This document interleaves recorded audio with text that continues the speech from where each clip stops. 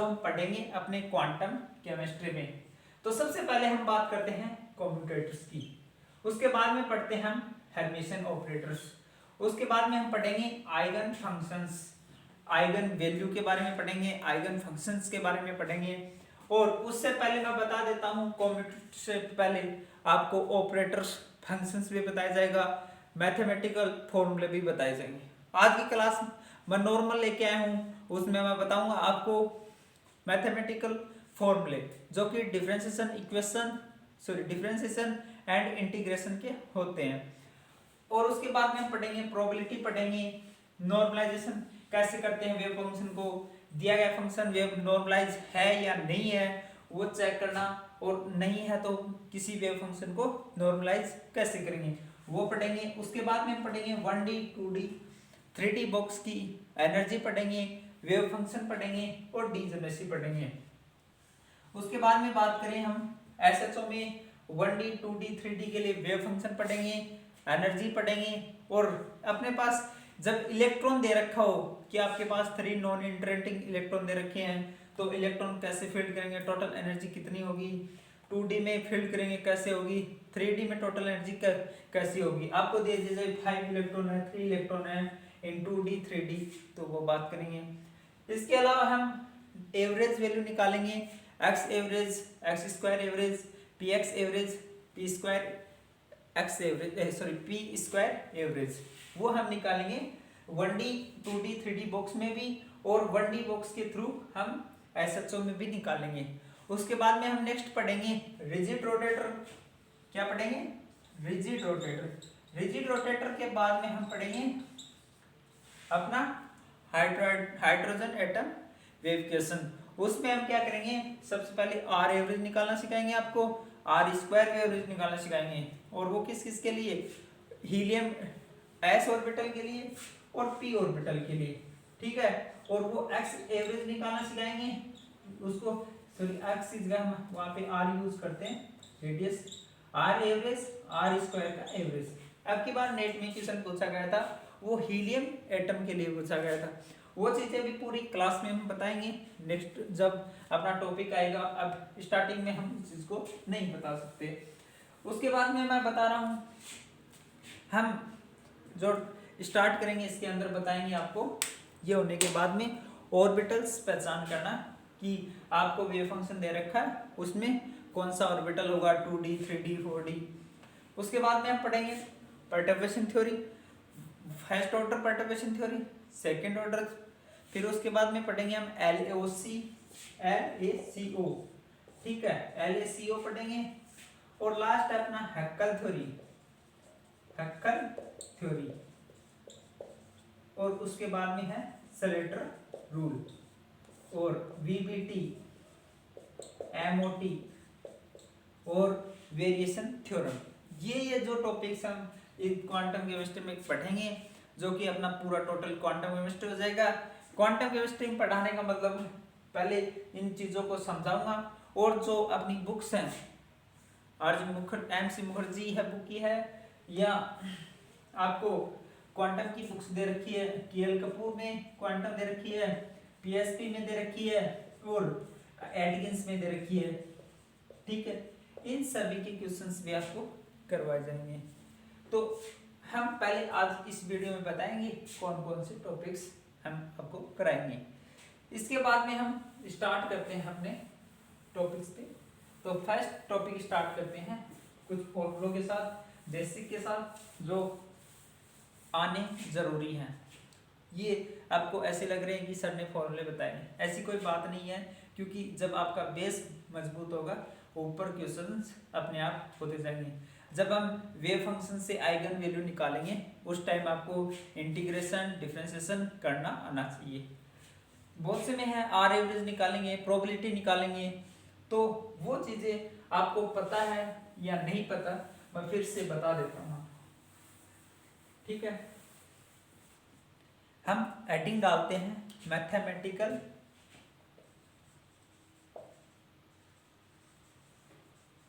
Involved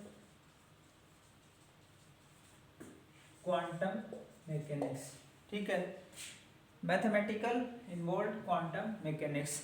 और इसमें हम आपको एक साथ फॉर्मूला लिखाने वाला हूँ, एक तरफ डिफरेंशिएशन एक तरफ इंटीग्रेशन की। अब हम बात करते हैं सबसे पहले फंक्शंस। यहाँ आगे दे रखा आपको डिफरेंशिएशन करना है उसका, फिर करना है इंटीग्रेशन। ठीक है, अब बात करते हैं क्या फंक्शन क्या दे रखा है, उसका डिफरेंशिएशन का साइन क्या होता है, इंटीग्रेशन का साइन क्या होता है, कैसे करेंगे वो हम बात करते हैं। यदि आपको सबसे पहले हम बात करें, कोई भी कांस्टेंट दे रखा है और उसका हम डिफरेंशिएशन करेंगे तो क्या होगा, ठीक है, और इंटीग्रेशंस करेंगे तो क्या होगा, हम बात करते हैं उसकी। तो cx है तो इसका यूज करेंगे d/dx c, तो ये क्या होगा, 0 होगा। याद रखना कांस्टेंट वैल्यू का differentiation c where constant, c क्या है यहाँ पे, कांस्टेंट, और कांस्टेंट का डिफरेंशिएशन क्या होता है, 0 होता है।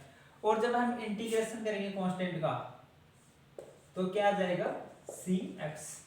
इंटीग्रेशन का साइन ऐसा होता है और लास्ट में हम dx यूज करते हैं, जबकि डिफरेंशिएशन में d/dx यूज करते हैं। आशा करता हूँ सभी को पता है। नेक्स्ट अपना x की पावर n फंक्शन दे रखा है तो उसका डिफरेंशिएशन होता है, उस टाइम करेंगे d/dx x की पावर n, वो होता है n x की पावर n-1। जबकि इंटीग्रेशन होता है उस टाइम यूज करते हैं x की पावर n dx, वो होता है x की पावर n+1/n+1। आप इस फॉर्मूले में इंटीग्रेशन में हमेशा याद रखिए n का मान -1 कभी नहीं होता, ठीक है, नॉट इक्वल टू -1, ठीक, -1 कभी नहीं होता इसमें n का मान, कहने का मतलब 1/x आ गया, उसका इंटीग्रेशन log x होता है। अब हम बात करते हैं थर्ड फॉर्मूला। जब आपको कोई भी x की पावर n की वैल्यू दे रखी है और उसके साथ क्या दे रखा है, कांस्टेंट वैल्यू दे रखी है c x की पावर n, उस टाइम हम डिफरेंशिएशन करेंगे तो c x की पावर n लिखेंगे, तो कांस्टेंट अपना बाहर निकाले ना और x की पावर n का डिफरेंशिएशन कर देना, तो n x की पावर n-1। जबकि इसी प्रकार हम क्या करेंगे इसका, ये मैं डिवाइड कर देता हूँ थोड़ा सा, सॉरी, ये वाला पार्ट्स, ये इधर इंटीग्रेशंस के हो गए, ये डिफरेंशिएशन के हो गए, थोड़ा सा अलग अलग डिवाइड कर देता हूँ। यहाँ हो गया अपना, इधर इसकी बात करें c x की पावर n dx का, तो c बाहर आ जाएगा x की पावर n+1/n+1। n का मान मैंने बताया कभी भी -1 नहीं होगा। नेक्स्ट हम बात करते हैं sin x फंक्शन दे रखा है, sin x का डिफरेंशिएशन होता है, उसके लिए हम यूज करेंगे d/dx sin x, और वो होगा अपना sin x का डिफरेंशिएशन cos x। जबकि हम इंटीग्रेशन करें sin x का, वो होता है अपना -cos x। थर्ड हम फिफ्थ की बात करें, हम cos x का फंक्शन दे रखा है और उस टाइम हम डिफरेंशिएशन करेंगे पहले cos x का, और वो आपका क्या होता है -sin x, और cos x का इंटीग्रेशन क्या होता है +sin x, ठीक है, क्या होता है +sin x। और जो अपना एक तो फाइनाइट इंटीग्रेशन होता है, इनफाइनाइट इंटीग्रेशन होता है। इनफाइनाइट इंटीग्रेशन में याद रखना हमेशा +c आता है साथ में, +c, ठीक है। फाइनाइट इंटीग्रेशन में +c नहीं आता है, जबकि इनफाइनाइट इंटीग्रेशन में, फाइनाइट इंटीग्रेशन उनको कहते हैं जहाँ पे लिमिट दे रखी हो, और इनफाइनाइट इंटीग्रेशन उसको कहते हैं जहाँ पे लिमिट नहीं दे रखी है। अब हम नेक्स्ट आगे बात करते हैं, फॉर्मूले की बात करते हैं। नेक्स्ट फंक्शंस दे रखे हैं आपको, थोड़ा सा मिटा देता हूँ, इतना आपने लिख लिया होगा। नेक्स्ट बात करें हम, आपको दे रखा है sin ax दे रखा है function sin ax। sin ax का हम सबसे पहले हम क्या करने वाले हैं, डिफरेंशिएशन कर रहे हैं, तो साइन यूज करेंगे d/dx sin ax। तो याद रखना sin ax का आप क्या कर रहे हैं, यहाँ पे डिफरेंशिएशन कर रहे हैं, तो sin ax का क्या हो जाएगा cos ax, और अब ये ax और बच गया, तो डिफरेंशिएशन कर रहे हैं तो मल्टीप्लाई में आएगा, क्या आएगा, ax का करेंगे तो a कांस्टेंट है, x का क्या हो जाएगा 1, तो इनटू a। और हम नेक्स्ट बात करें, जब integration of sine ax dx, तो साइन ax dx का इंटीग्रेशन होगा वो माइनस कोस ax हो गया, जबकि यहाँ पे हम आगे ax है इसका हम क्या करते हैं, डिफरेंशिएशन करते हैं, वो हमेशा डिनोमिनेटर में आता है। कहाँ आता है, डिनोमिनेटर में, तो क्या आ जाएगा बाई a। नेक्स्ट हम कोस ax की बात करते हैं फंक्शन में, तो d upon dx cos ax, तो ये आ जाएगा अपना sine ax into a, sorry minus sine ax into a. जबकि हम इंटीग्रेशंस की बात करें कोस ax dx का, तो वो आ जाएगा साइन ax, और ax का जो हम डिफरेंशिएशन करेंगे वो a आता है और वो हमेशा नीचे आएगा, ठीक है, डिनोमिनेटर में आएगा।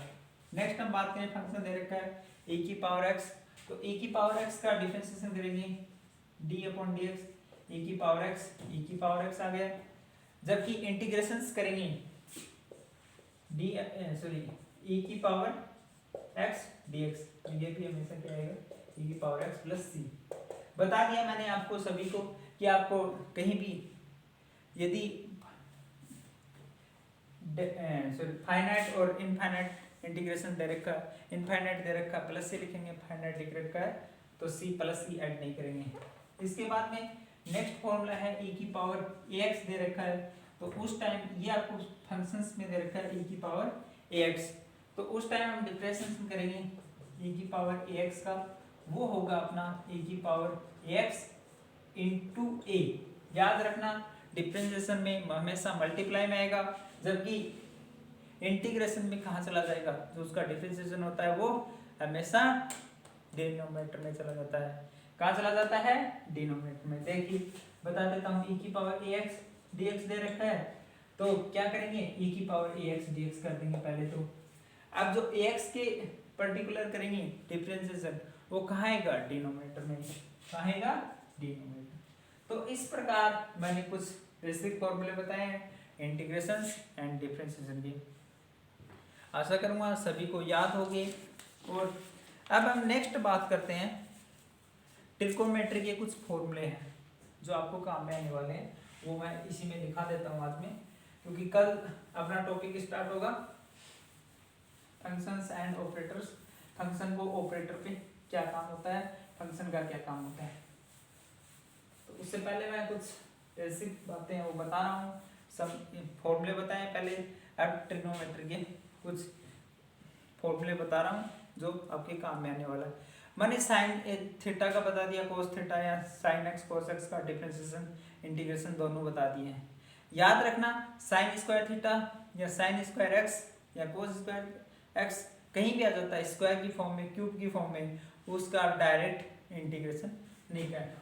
देखो कहने का मतलब मेरे साइन की cube theta, sine square theta, sine की 4 थीटा, तो उसका हम डायरेक्ट जो आपको पीछे फॉर्मूले बताएं उनसे कभी भी आप इंटीग्रेशन डिफरेंशिएशन मत कर देना, ठीक है। तो इसके लिए कुछ बेसिक बातें आप ट्रिग्नोमेट्री की पता होना चाहिए, चेंज बेंड करना आना चाहिए।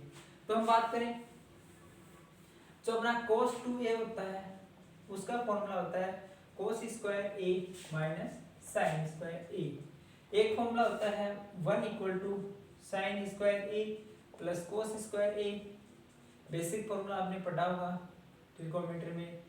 अब यहाँ पे हम क्या करें, एक बार तो कोस स्क्वायर a का मान रख दें 1 माइनस साइन स्क्वायर, एक बार किसका मान रख दें हम साइन स्क्वायर का, तो दो फॉर्मूले प्राप्त हो जाते हैं। तो यहाँ से हम मान निकालें साइन स्क्वायर a का, वो होता है 1 माइनस कोस 2a बाई 2, जबकि कोस स्क्वायर a का मान होता है वो होता है 1 plus cos 2a by 2।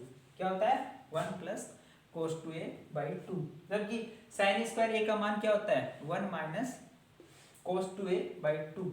Third हम बात करें, कहीं भी आपको साइन थीटा कोस थीटा दे रखा है तो उसका हम क्या करते हैं कि अपना साइन 2 थीटा होता है, पता है आप लोगों को, उसका फॉर्मूला होता है sine theta cos theta. Theta में दे रखा है थीटा यूज कर सकते हैं, ए में दे रखा है ए दे सकते हैं, एक्स में है तो एक्स यूज कर सकते हैं। तो जब हम कहीं भी साइन थीटा कोस थीटा दे रखा है वहाँ क्या लिख सकते हैं, साइन 2 थीटा बाई 2, ये हम यूज कर सकते हैं। अब हम साइन थीटा में कुछ वैल्यू याद रखनी है कि साइन 30 का मान क्या होता है, साइन 45 का मान क्या होता है, कोस 45 का मान क्या है। तो सबसे पहले हम वैल्यूज बताते हैं कहाँ पे क्या होता है, बेसिक याद करने का कंसेप्ट बता देते हैं।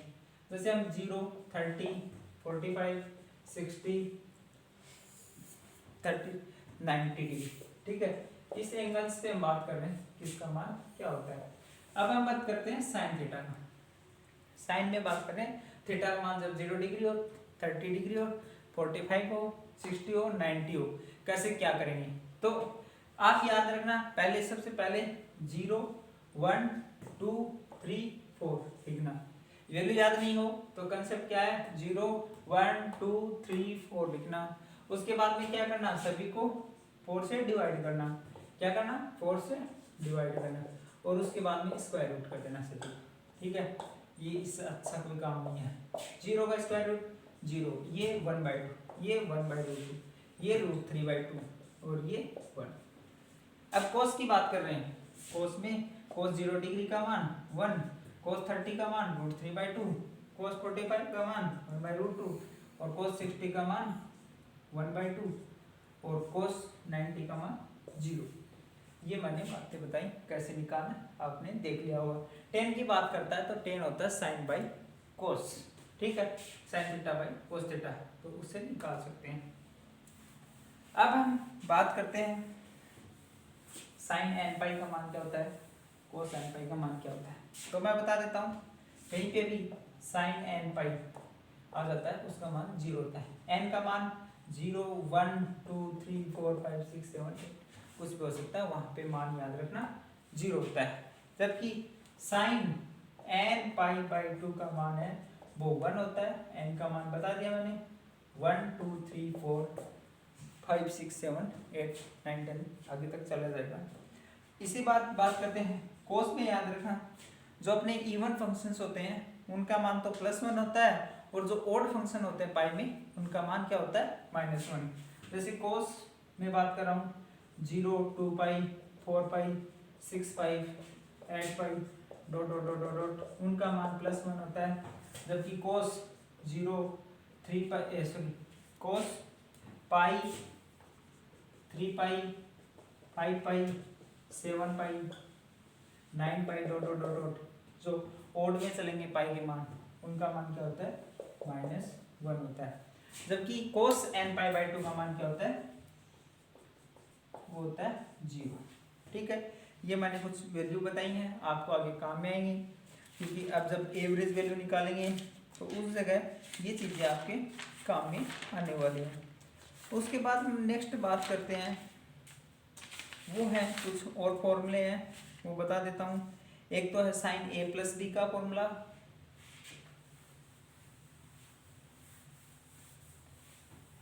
तो फॉर्मूला लिखिए sin a + b, कहीं भी दिख रहा है तो उसको हम लिख सकते हैं sin a cos b + cos a sin b। ये होता है किसका फॉर्मूला, sin a + b का फॉर्मूला। जबकि cos a + b का फॉर्मूला है वो होता है cos a cos b + sin a sin b। क्या होता है, cos a cos b sin a sin b, sorry minus होता है माइनस, ठीक है। और माइनस होता है यहाँ पे तब प्लस आता है, यहाँ पे माइनस आएगा तब यहाँ माइनस आएगा। ये हो गए sin a + b sin cos a + b, दोनों फॉर्मूले बता दिए। नेक्स्ट अपना sin a और sin b, और उस टाइम रखना आप होता है 1/2 cos a - b minus cos a + b, ठीक है। ये मैंने कुछ आपको फॉर्मूले बताए हैं। अब एग्जाम में क्वेश्चन आ जाता है कहीं भी, एग्जाम में सॉरी क्यों बीच में स्टेप आएंगे जब हम एक्स एवरेज वैल्यू निकालेंगे वहाँ पे, या प्रोबेबिलिटी निकालेंगे वहाँ पे कहीं पे भी स्टेप बन रही है अपनी sin² bx dx, ठीक है। तो अब क्या करना, साइन स्क्वायर एक्स को कहाँ से हटा सकते हैं, मैंने पीछे बताया, क्या लिख सकते हैं, 1 माइनस कोस 2ba, मैंने ये बताया था ना, क्या बताया था अभी, साइन स्क्वायर ए को क्या लिख सकते हैं, 1 माइनस कोस 2a बाई 2 लिख सकते हैं, ठीक है। तो यहाँ पे क्या दे रखा है, इस bx, तो क्या लिख देंगे, 1 minus cos 2bx by 2bx, ये लिख देंगे, अलग अलग इंटीग्रेशन करेंगे और क्या कर देंगे, वैल्यू प्राप्त कर लेंगे। तो वो वैल्यू प्राप्त होती है हमेशा, क्या होती है, x बाई 2, कैसे देखो अभी क्या करेंगे, 1 बाई 2 dx इधर cos 2bx by 2 integration dx। अब ये dx बाई 2, तो dx का क्या हो गया, इंटीग्रेशन, अभी बताया कांस्टेंट बाहर आती है, dx का क्या होता है 1, तो क्या आ जाएगा 1 बाई 2 x, जबकि यहाँ पे cos 2bx भी पीछे बात किया है, cos 2bx का इंटीग्रेशन क्या होता है sin 2bx। फिर मैंने क्या बताया था, a बताया था वहां पे, और वो कहाँ चला जाता है, नीचे चला जाता है। यहाँ पे a के रूप में क्या है, ये 2 मत लेना इसमें, सॉरी ये 2 तो बाहर है, ये 1 बाई 2 बाहर हो गया, और ये 2b है, यहाँ पे क्या है 2b, तो क्या जाएगा sin 2bx बाई 2b, ये वैल्यू आपको प्राप्त हो जाएगी। ये हम आज के वीडियो में यही समाप्त करेंगे। मैंने फॉर्मूले हैं इंटीग्रेशन, डिफरेंशिएशन और ट्रिग्नोमेट्री की, जो रिलेटिव फॉर्मूले हैं आगे काम आएंगे, कृपया ध्यान से रखें और याद रखें। Okay, have a good day, bye.